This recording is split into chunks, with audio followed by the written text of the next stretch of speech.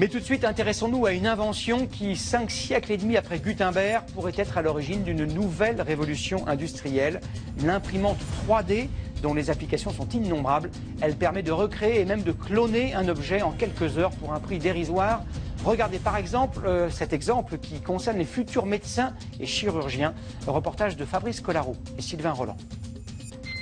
30, 40, je le remonte au maximum. Avec son équipe, ce chirurgien dentaire est en train de s'entraîner pour l'opération qu'il fera bientôt sur un patient, la pose de plusieurs implants.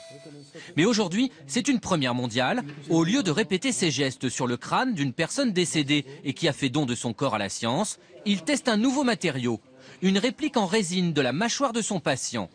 Il s'agit d'une copie conforme à l'original et la résine qui le constitue a les mêmes propriétés que celle de l'os.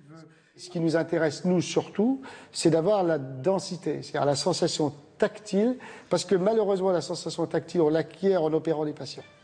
Et donc, si on peut passer cette étape et, sans avoir opéré les patients, avoir acquis la sensation tactile, c'est parfait. Ces répliques en résine sont une grande innovation, car elles ont en fait été fabriquées par une imprimante 3D. Un débouché original pour des machines habituellement utilisées pour concevoir des prototypes industriels.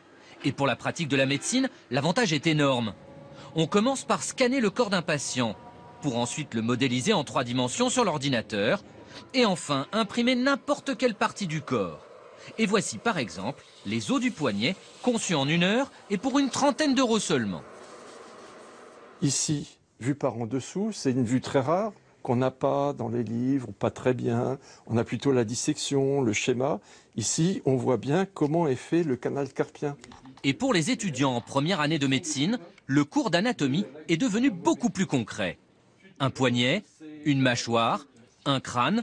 Les élèves peuvent maintenant toucher du doigt ces objets imprimés en 3 dimensions et sans risquer de les endommager. Ce qu'il y a de bien, c'est que vous pouvez la manipuler. Si vous voulez la regarder comme ça, toc, c'est bon, comme ça, comme ça. Là, vous l'avez dans l'œil, si je puis dire. Voyez. En quelques mois, l'enseignement de la médecine a fait un énorme bond en avant. D'abord, avec ces modèles en 3 dimensions que l'on obtient à partir de scanners de patients bien vivants. Et puis ensuite, avec ces impressions en 3 dimensions qui permettent aux étudiants en médecine de manipuler le corps humain pour mieux comprendre son fonctionnement.